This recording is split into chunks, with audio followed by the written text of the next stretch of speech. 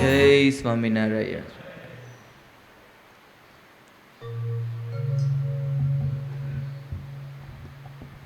ગઈકાલે એ પ્રસંગ સાંભળ્યો આપણે. એ બ્રહ્માનંદ સ્વામીએ 8 દિવસ સુધી એ રોજ એ નૂતન પદની રચના કરે અને એ વૈરાગ્યના પદો સાંભળતા એમને પરણવા માટે જે આવેલા મોજબાઈ અને ખીમબાઈ, એ બંનેએ પણ સંકલ્પો કર્યો કે અમે પણ આજથી આજીવન બ્રહ્મચર્ય પાળી, સાંખ્યોગ પાળી અને ભગવાનની ભક્તિ કરીશું. અને બંને જણાએ આજીવન નિયમ લીધું કે રોજ સાંજે સુવા જાય એ પેલા 2 પદ બોલે, રે સગપણ હરિવરનું સાચું, અને બીજું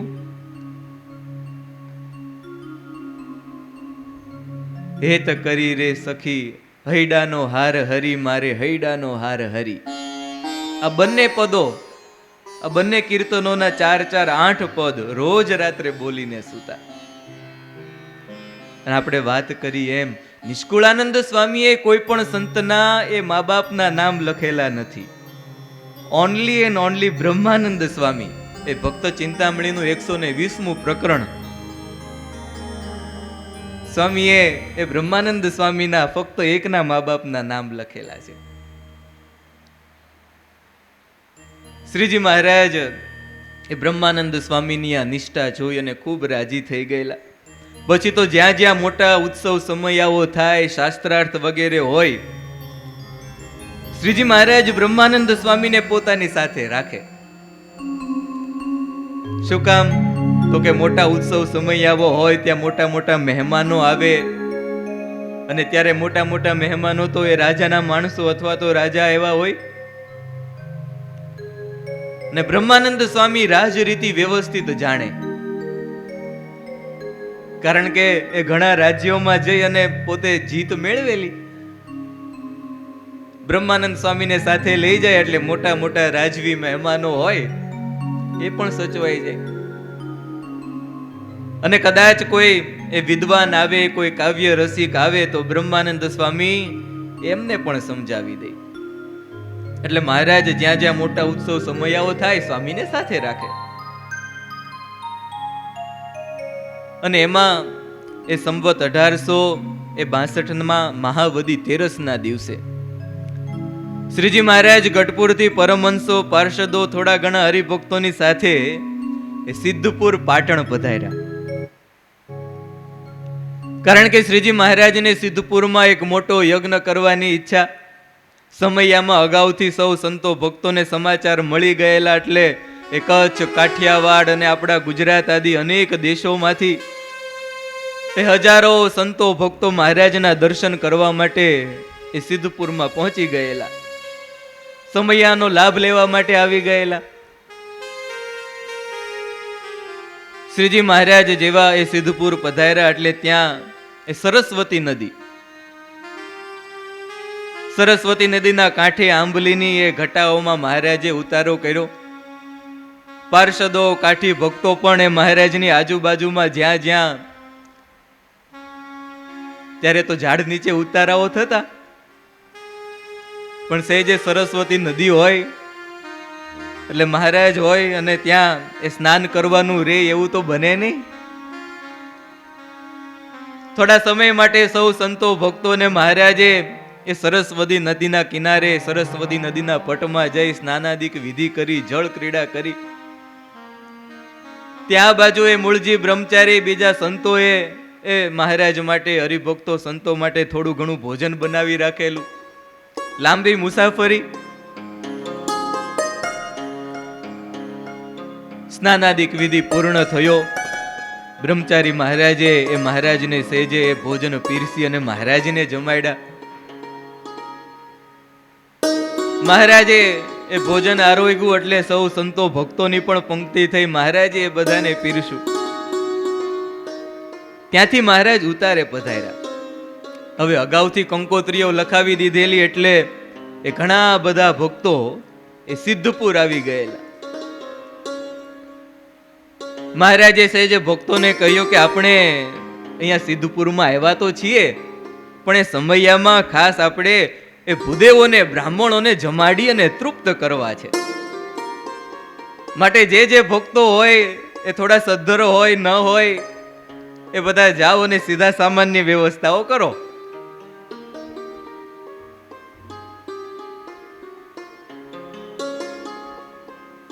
હરિભક્તો એ મહારાજની આજ્ઞા થઈ એટલે બધા જ એ પોતપોતાની રીતે વ્યવસ્થા કરવા લાગ્યા.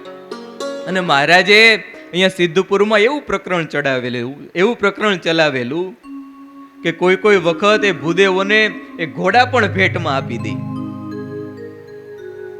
આ સિદ્ધપુર રાજ્ય એટલે એ સિદ્ધરાજ જયસિંહ એ સોલંકી વંશના, એવું કહેવાય કે ગુજરાતનું એ છેલ્લું હિન્દુ રાષ્ટ્ર કહેવાતું, અને પછી એ મુગલોનું સામ્રાજ્ય શરૂ થયેલું. હિન્દુઓ માટે સિદ્ધરાજ જયસિંહ ખૂબ લડેલા, અને ત્યારથી આ શહેરનું નામ એ સિદ્ધપુર પડેલું. અને એમણે સ્પેશિયલ એ કાશીથી એ ભૂદેવોને તેડાવેલા કે તમે આવો અને અહીંયા સિદ્ધપુરમાં રોકાવ. એમની માટે રહેવાની બધી જ વ્યવસ્થાઓ કરી આપેલી. અને મહારાજે પ્રકરણ એવું ચલાવ્યું કે ભૂદેવો આવે તો એમને એ દાન દક્ષિણામાં રૂપિયા તો મળે, પણ ઘોડા આપવા છે. મહારાજ ઘોડા આપી દેતા, અને કોનો ઘોડો હોય એ તો કઈ નક્કી હોય નહીં. શ્રીજી મહારાજે વડેશ્વર મહાદેવના દર્શન કરવા માટે ગયા. દર્શન કરી અને બારા નીકળ્યા તો સામેથી એ બે ભૂદેવો મળ્યા. મહારાજ કે ભૂદેવ, એ ભગવાનની પૂજા કરીએ, સેવા કરી અને પછી જો ભૂદેવોને દક્ષિણા આપવામાં આવે તો એ પૂજા પૂર્ણ થઈ ગણાય. અને બરોબર એ વખતે મહારાજે એ પોતાની સાથે મેથાણના બે ભક્તો કાકાભાઈ અને પુંજાભાઈ એમને સાથે લીધેલા. એ બંને ઘોડેસવાર થઈને આવેલા ને પોતાના ઘોડા બરોબર એ ઝાડ સાથે બાંધીને રાખેલા, અને એ પણ મહારાજની સાથે એ મહાદેવજીના દર્શન કરવા માટે ગયેલા. પણ મહારાજ તો વેલા આવી ગયા, અને પેલા એ બંને જણા હજુ તો મંદિરમાં હતા. આ ભૂદેવ સામા મેળા, બે ભૂદેવ એટલે મહારાજ કે ભૂદેવો, હા સ્વામિનારાયણ, એ અમારે તમને બંનેને દક્ષિણા આપવી છે. અરે સ્વામિનારાયણ, તમે દક્ષિણા આપતા હોય તો અમે અમારી જોડી ફેલાવીએ. એમ હતું કે કઈક રૂપિયા આપશે, પણ મહારાજે શું કર્યું, ઓલા બે ઘોડા બાંધેલા ને લગામ છોડી અને એ સરક છોડી અને બંને ઘોડા આ ભૂદેવોના હાથમાં આપી દીધા. અને વળી પાછા જાતવાન ઘોડા. પેલા બંને ભૂદેવ તો રાજી થઈ ગયા કે રોજ દક્ષિણામાં તો પૈસા મળે, ત્યારે તો રૂપિયા બહુ ઓછા મળતા. રોજ દક્ષિણામાં તો એ પૈસા મળે, પણ આજે તો એ ભગવાન સ્વામિનારાયણની કેવી મોટી મહેર કે અમને ઘોડા દાનમાં આપી દીધા. એ બંને ભૂદેવો તો ઘોડાની સરક હાથમાં લઈ અને એ ચાલતા થયા. થોડી વાર થયો એટલે પેલા કાકાભાઈ અને પુંજાભાઈ એ મંદિરમાંથી એ સેવા પૂજા દર્શન કરીને બહાર નીકળ્યા, અને જોયું તો પોતાના એ બંને ઘોડાની સરક એ બે ભૂદેવો પકડી અને જાય. મહારાજ બાજુમાં ઉભેલા એટલે મહારાજને કહ્યું, અરે મહારાજ, આ પેલા આ બ્રાહ્મણો અમારા ઘોડા ક્યાં લઈને જાય છે? હવે કોઈ દી તમે આવ્યા હોય, ભગત તમારી ગાડીની ચાવી આપો તો. લ્યો ભૂદેવ.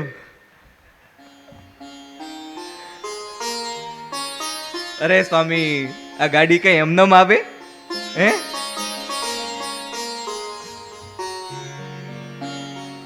મહારાજ ને કે મહારાજ, ઓલા બે ભૂદેવ અમારા આ ઘોડા લઈને ક્યાં જાય છે? મહારાજ કહી, લે, એ ઘોડા તો અમે દાનમાં આપી દીધા. મહારાજ ને કે અરે મહારાજ, એ ઘોડા ઉપર અમારા ખડિયા હતા, અમારા કપડા હતા, એ જમવાના વાસણો હતા, ઘણું બધું હતું. મહારાજ, હવે અમે પહેરશું શું, જમશું શું, શેમાં જમશું?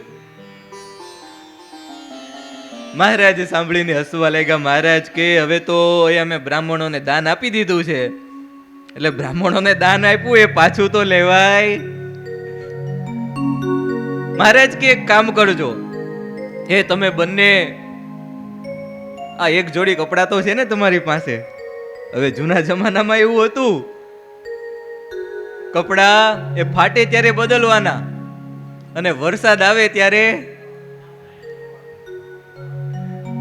એ તો સ્વામિનારાયણ સંપ્રદાય મેળો એ આજે આખો એ સમાજ ઉજળો થઈ ગયો છે. મહારાજ કે તમે બંને એક કામ કરજો, એ સંતો પાસેથી એ બદલવાનું વસ્ત્ર લઈ અને રોજ સ્નાન કરી લેજો, અને એકાદ સંતો પાસે એ થોડું એ વધારાનું પાત્ર હશે, એ પાત્રમાં બધું ભેળું કરી અને જમી લેજો, એટલે વાસણની ચિંતા નહીં અને વસ્ત્રની પણ ચિંતા નહીં. આ સિદ્ધપુર શહેરનો એવો ઇતિહાસ છે કે સમગ્ર ભારતમાં માત્ર ને માત્ર આ એક જ સ્થાન એવું છે કે જ્યાં માતૃ શ્રાદ્ધ કરાવવામાં આવે.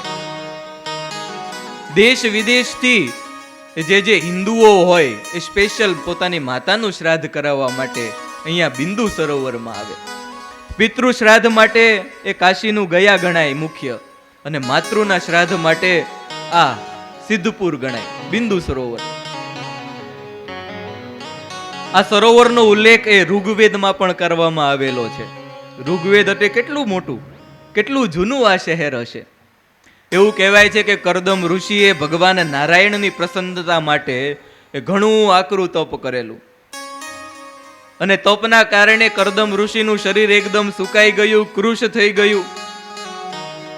અને ભગવાન તો ભક્ત વત્સલ, એ પોતાના ભક્ત એ આટલી આખરી તપશ્ચર્યા કરતા હોય.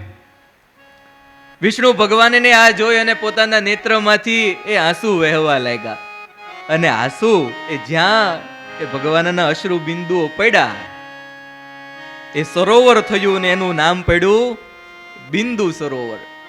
એ આજે પણ એ પ્રાચીન તીર્થ છે. ઘણા ભક્તો એ ત્યાં શ્રાદ્ધ કરાવવા માટે જતા હોય. શ્રીજી મહારાજ અહીંયા સિદ્ધપુરમાં 3 વખત પધારેલા, અને વાત કરી એમ એ સિદ્ધપુરમાં એ ઘણા ભૂદેવો રહે, બ્રાહ્મણો રહે. પણ થયું એવું, શ્રીજી મહારાજ પધાર્યા એના થોડા દિવસ પહેલા જ એ કાશીના ભણેલા એક મહાન વિપ્ર ચંદીલાલ ઉર્ફે એ ચંદ્રમણી શર્મા નામના શાસ્ત્રીજી આવેલા. પોતે કાવ્ય શાસ્ત્રના પણ સારા એવા જાણકાર, ખૂબ અભ્યાસી, અને વળી પાછું એ વિદ્વાન હોય એટલે એ જાજુ નહીં પણ થોડું એ પોતાની વિદ્વત્તાનું અભિમાન ખરું. પોતાના મનમાં એમ કે હું જ્યાં સત્સંગ કરાવવા જાઉં, કથા વાર્તા કરું, ત્યાં ભક્તોનો સમાજ એ અકડે ઠઠ ભરાઈને બેઠેલો હોવો જોઈએ, અને હું કથા વાર્તા કરતો હોય, સત્સંગ કરાવતો હોય તો કોઈ પણ એ ઊભો થઈને જોવો જોઈએ નહીં. જાજુ નહીં પણ આવું એ થોડું ઘણું અભિમાન એમને. અને એમનો ઉતારો એ સિદ્ધપુરમાં જ એ બ્રહ્મ સમાજનું એક મોટું મકાન બ્રહ્મપુરી, એમાં આ ચંદ્રમણી શર્માનો ઉતારો. હવે મોટા વિદ્વાન આવેલા હોય એટલે સહેજે એ સત્સંગ સભાઓ પણ થાય. ચંદ્રમણી શર્માના ઉતારે દરરોજ સાંજે એ સત્સંગ કથા વાર્તાનું આયોજન થાય, અને એમનું પ્રવચન સાંભળવા માટે એ આખા એ ગામના એ ટોળાના ટોળા એ વ્યાખ્યાન સાંભળવા માટે દરરોજ આવે. અને પોતે પણ એ સારી એવી સત્સંગની વાતો કરે, ભક્તિની વાતો કરે, તત્વોની વાતો કરે. કોઈ દિવસ પ્રશ્નોત્તરી કરી અને સત્સંગ કરાવે. રોજનો આ કાર્યક્રમ થાય, પણ એ ભગવાન સ્વામિનારાયણ શહેરમાં પધાર્યા. દેશ દેશાંતરથી હજારો સત્સંગીઓનો સમયો ભરાયો, અને મહારાજની છાવણીમાં પણ હવે શ્રીજી મહારાજ એ કથા વાર્તા કરતા હોય, એ કોઈ ખેંચાઈને આવ્યા વિના રે ખરા? શ્રીજી મહારાજની એ સભામાં, છાવણીમાં પણ એ કથા વાર્તા થાય, સંગીત સમારંભ થાય, સાહિત્ય પ્રવચનો થાય, રાસ મંડળ વગેરે એ વિવિધ કળાના મહોત્સવો થાય. ને સ્વામિનારાયણનો સમયો આજે ઘટે નહીં. હમણાં વડતાલ આવવાનો ને દ્વિશતાબ્દી મહોત્સવ, મહારાજનો અહીંયા સિદ્ધપુરમાં સમયો એટલે આજુબાજુના ગામના લોકો પણ એ મહારાજના સમયમાં દર્શન કરવા માટે આવી જાય. અને એમાંય એ મહારાજ ઘોડાના દાન દેતા હોય. ભૂદેવો પણ મહારાજની સભામાં એ રોજ સત્સંગ કથા વાર્તાનો લાભ લેવા માટે આવી જાય. આ બાજુ મહારાજના સમયમાં માણસો ભૂદેવો આવવા લાગ્યા એટલે પેલા એ ચંદ્રમણી શર્માની સભામાં એ ફક્ત એ ગણા ગાંઠા એ ભૂદેવો એ સત્સંગનો લાભ લેવા માટે બેઠા હોય. બીજા બધાય તો આ બાજુ મહારાજના સમયમાં. હવે અચાનક આવી રીતે માણસો ઓછા થઈ જાય. રોજ તમે આમ ઢગલો ભરાઈને બેઠા હોય અને પછી આવતીકાલે ફક્ત સંગીતવાળા 2 જણા બેઠા હોય, તેમ મનમાં થાય તો ખરા ને કે આ કંઈક પાછું એમ ઓલું કોરોના વખતે શું હતું, લોકડાઉન, કે પાછું કંઈક લોકડાઉન તો નથી લાગ્યું ને. આ ચંદ્રમણી શર્માને થયું કે રોજ હજારો માણસો એ મારી આ સભામાં આવતા અને આજે કેમ ફક્ત આમ 4-5 જણા જ દેખાય છે. મનમાં થયું કે આ બધા એ મારી સભા મૂકીને જાય છે ક્યાં. એટલે સહેજે સામે ભૂદેવો બેસેલે એમને પૂછ્યું. કોઈક ભૂદેવે કહ્યું કે શાસ્ત્રીજી, એ સ્વામિનારાયણ આપણા શહેરમાં પધાર્યા છે અને એમણે મોટા સમયાનું આયોજન કર્યું છે અને ત્યાં એમની કથા વાર્તા, એમનો સત્સંગનો લાભ લેવા માટે એ તમારા કરતા પણ સારી કથા વાર્તા ત્યાં કરે છે અને એમનો લાભ લેવા માટે હજારો માણસો ત્યાં જાય છે. એ આપણા શહેરના માણસો તો ઠીક, પણ એમના સમયાનો લાભ લેવા માટે એ છેક ગુજરાતથી, કચ્છ, ભુજથી પણ માણસો આવ્યા છે. અને સાંભળો શાસ્ત્રીજી, એ અમે 4-5 જણા છીએ ને, એ અમને પણ એની કથા વાર્તા સાંભળવાની ઘણી ઈચ્છા થાય છે, પણ આ તો તમે મોટા શાસ્ત્રી કહેવાઓ, એ તમે એકલા બેઠા રહ્યો એ તો સારું લાગે નહીં, તમારું અપમાન ગણાય, એટલે અમે અહીંયા તમારી પાસે કથા વાર્તા સાંભળવા માટે આવીએ છીએ. પેલા દીનમણી ચંદ્રમણી શર્માને થયું કે ઓહો, એ સ્વામિનારાયણ એ આટલી સારી કથા વાર્તા કરતા હશે કે મારી કથાઓ મૂકી મૂકીને લોકો ત્યાં જાય. દેવી જીવ એટલે સહેજે થયું કે અમારે પણ એ સ્વામિનારાયણની કથા વાર્તા સાંભળવા, એ કેવી કથા વાર્તા કરે છે સાંભળવા માટે એમના સમયમાં જવું છે. પછી તો બીજે જ દિવસે એ મહારાજની બ્રહ્મ સભાના દર્શન કરવા માટે પોતાની સાથે 5-7 એ થોડા ભૂદેવો, થોડા વિદ્વાનોને લઈ પોતાના શિષ્ય વર્ગની સાથે એ શ્રીજી મહારાજની સત્સંગ છાવણીમાં પધાર્યા. સેજે ભૂદેવ આવે એટલે મહારાજ એ જોયું કે કોઈ મોટા એ વિપ્ર છે, વિદ્વાન જણાય છે. મહારાજે સભામાં જ સન્માન કરી અને એ બરોબર આગળ બેસાડ્યા. મહારાજ તો અંતર્યામી, કોના મનમાં શું છે, કેમ છે, શું કામ આવ્યા છે બધું જાણતા હોય. મહારાજને ખ્યાલ આવી ગયો કે આ એ સભાનું પારખું લેવા માટે આવ્યા છે, જોવા માટે આવ્યા છે કે સ્વામિનારાયણ પાસે પણ કેવાક વિદ્વાનો છે, એ કેવી કથા વાર્તાઓ એ સ્વામિનારાયણ કરે છે. મહારાજે બ્રહ્માનંદ સ્વામીને સાથે રાખેલા એટલે સેજે આ ભૂદેવ આવ્યા એટલે મહારાજે કહ્યું બ્રહ્માનંદ સ્વામીને કે સ્વામી, એ આજની આ સિદ્ધપુરની સભા છે ને, આ સિદ્ધપુરની સભાને એ આજે તમે ઉપદેશ આપો. રોજ તો મહારાજ ઉપદેશ આપતા, પણ આજે બ્રહ્માનંદ સ્વામીને કહ્યું કે સ્વામી, આજે સિદ્ધપુરની સભાને તમે ઉપદેશ આપો. બ્રહ્માનંદ સ્વામી હાથ જોડીને મહારાજને કે મહારાજ, એ હજુ આ સાધુ થયો છું એનું એ 1.5 વર્ષ માણ થયું હશે, કારણ કે 1861માં દીક્ષા ને 1862 નો આ સમયો. મહારાજને કે મહારાજ, હજુ તો હું નાનો ગણાવું. નો કોઈ નાના સાધુને પાટે બેસાડી દીધા હોય કે લ્યો કરો કથા વાર્તા. અરે મહારાજ, હજુ તો હું, મહારાજ કે અમારી આજ્ઞા છે, એ તમે ઉપદેશની વાતો કરો.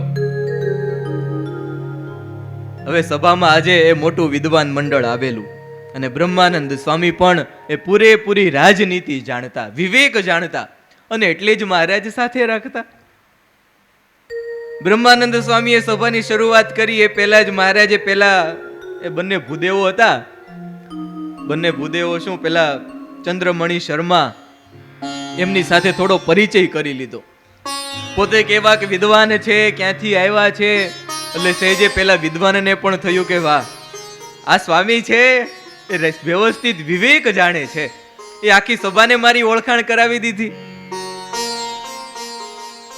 ઓળખાણ થઈ ગઈ એટલે પછી સ્વામીએ પોતાની ચારણી ભાષામાં એ નાશવંત દેહ અને એનાથી એ પ્રગટ ભગવાનને ઓળખી વીજળીના ઝબકારે મોતી પરોવી લેવાના દ્રષ્ટાંતે એ જીવનું કલ્યાણ કરવાની વાત કરી. દેહ ક્ષણ ભંગુર છે, એને પડતા વાર નહીં લાગે, માટે હે જિજ્ઞાસુઓ ચેતો ચેતો ચેતો. આવા ઉપદેશથી દ્રષ્ટાંતોથી ભરપૂર એ ચારણી ભાષાનું એ યામકા અલંકાર કહેવાય. એ ચારણી ભાષામાં એ સ્વામીએ સાહિત્ય કાવ્યો સંભળાવવા લાગ્યા.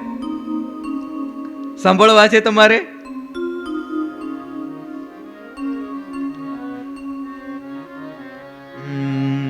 જ્યું જલ માહી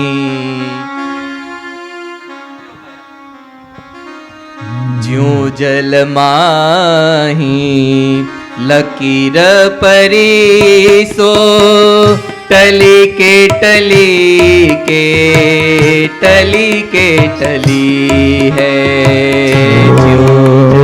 જ્યું જલ માહી લકીર પરસો ટલી કે टली के टली है झूमी सरी पयमाही परीसो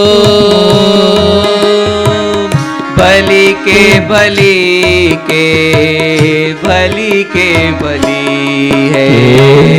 झूमी सरी पयमाई परीसो भली के भली के भली के भली है.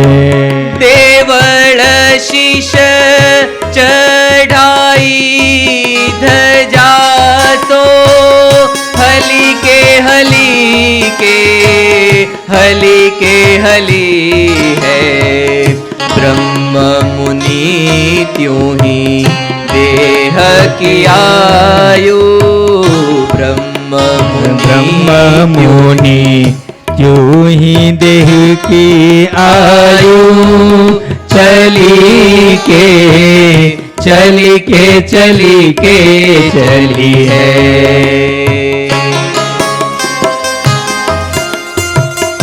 ज्यों जल माही लकीर परीसो टली के टली के टली के टली है. जल माही कहता के पानी. હવે પાણીમાં કોઈ આમ લીટો કરે કેટલી વાર સુધી રે? ટલી કે ટલી કે ટલી કે ટલી. ક્યારે આમ લીટો કરો ને ક્યારે ભૂસાઈ જાય ખ્યાલ જ આવે નહીં. જ્યું મિસરી પય માહી પરીસો ભલી કે ભલી કે ભલી કે ભલી હે. પય કહેતા કે દૂધ અને મિશ્રી એટલે ખાંડ. એ દૂધમાં ખાંડ નાખો એ ક્યારે ઓગળે આપણે આમ સમય નક્કી કરી શકીએ? પણ ઓગળવાનું ઈ પાકું. જળમાં લકીર ખેંચી એ રહેવાની જ નથી, એ પાકું. દેવળ શીશ ચઢાઈ ધજા છો. મંદિરના શિખર ઉપર ધજા ચડાવી હોય સ્થિર રે? જ્યું દેવલ શીશ ચઢાઈ ધજાસો હલી કે હલી કે હલી કે હલી હે. એ હલા વિના રહે જ નહીં. એમ બ્રહ્માનંદ સ્વામી કે બ્રહ્મ મુનિ ત્યું ही देह की आयु चली के चली के चली के चली है. એ ઘણા જન્મ દિવસ મનાવવા આજે આવ્યા હશે, શરૂ રાખજો. આપણને એમ હોય કે ભાઈ મારા આટલા વર્ષ થયા, પણ થયા નહીં, ગયા.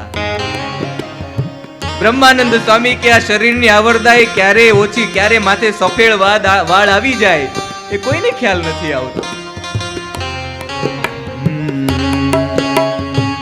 કાષ્ટ ચિતામહી बैठी सती सो जरी के जरी है। ओ काष्ट सीता मही बैठी सती सो झरी के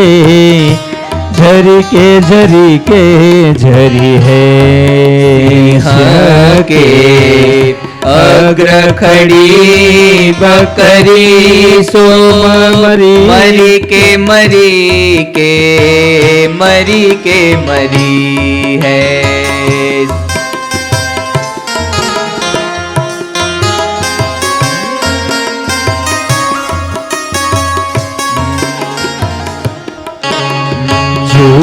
धरी आदि के पास कटोरी भरी के भरी है। ब्रह्म मुनि कहे ते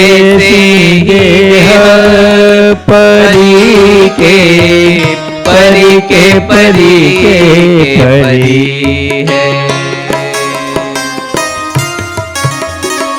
સવૈયા છે પણ એને આમ ગાવાનો પ્રયાસ કર્યો છે એટલે થોડું આમ તેમ રહેશે.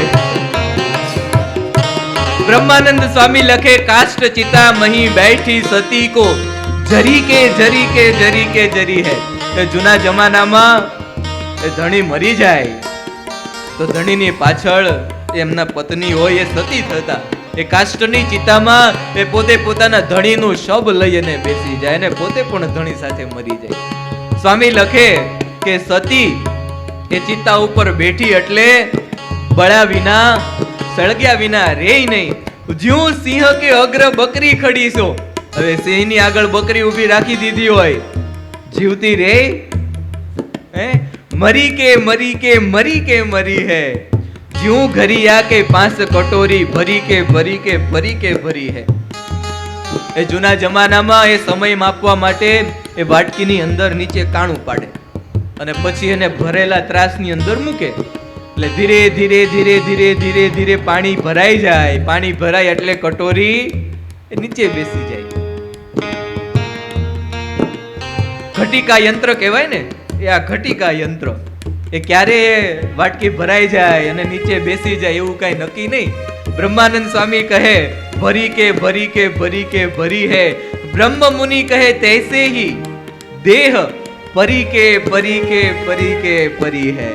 એ એમ જ આ દેહ ક્યારે પડી જવાનો છે ને એનું કાંઈ અનુસંધાન નહીં. એ કોને ક્યારે એટેક આવી જાય કાંઈ નક્કી નહીં. આજે જીવતો જાગતો હોય મોજ મસ્કરી કરતો હોય બીજા દિવસે પૂરું. જ્યું અરિસૈન મેં ખેત ઉખ કો ખેત लुटियो है. ज्यों कपटी मिल हेत किया सो टूटियो है. जैसे ही तोल का धान का ढेर खूटियो है. ब्रह्म मुनि कहे त्यों ही यह देह छूटियो है. એ મોટું સૈન્ય જતું હોય ને શેરડીનો વાડ જોવે એમને ઊભો રહે નાશ પામી જાય લૂંટી લે બધા. કપટી મિલ હેત કોઈ કપટી સાથે હેત કર્યું હોય. બ્રહ્માનંદ સ્વામી કે તૂટ્યો કે ક્યારે તૂટી જાય એનું કાંઈ નક્કી નહીં. મોટો ધનનો ઢગલો હોય ધાન્યનો ઢગલો હોય એને તોલતા જાઓ એ પણ ખૂટી જાય. એમ બ્રહ્માનંદ સ્વામી કે ત્યું હી યહ દેહ છૂટ્યો હે. ક્યારે છૂટી જાય એનું કાંઈ નક્કી નહીં. બ્રહ્માનંદ સ્વામીના આવા સભૈયા આ ખાલી 3 જ સંભળાવ્યા આવા તો ઘણા છે. પણ આ ઉપદેશ કાવ્ય સાંભળી પેલા વિદ્વાન બેસેલા ને એના મનમાં થયું અરે આ સ્વામિનારાયણ પાસે તો આવા મોટા વિદ્વાન છે. પેલા બીજા બધા એમની સાથે નાના મોટા એ સત્સંગીઓ નાના મોટા બીજા ભૂદેવો આવેલા એ પણ બ્રહ્માનંદ સ્વામીને એક પછી એક ઉપદેશ પોતાના ઉપદેશની ઉપમા આપવા લાગ્યા કે સ્વામી તમારો ઉપદેશ તો આવો, સ્વામી તમારો ઉપદેશ તો આવો, સ્વામી તમારો ઉપદેશ તો આવો. અને બ્રહ્માનંદ સ્વામીએ એ ઉપદેશના જે દ્રષ્ટાંતો આપ્યા કે તમારો આવો એની ઉપર પણ વળી પાછું શીઘ્ર કાવ્ય બનાવીને સંભળાવી દીધું. એ કથા પણ અદ્ભુત છે પણ એનું શ્રવણ આપણે ફરી ક્યારે કરીશું. બોલો સહજાનંદ સ્વામી મહારાજની જય. ધન્યવાદ. જય સ્વામિનારાયણ.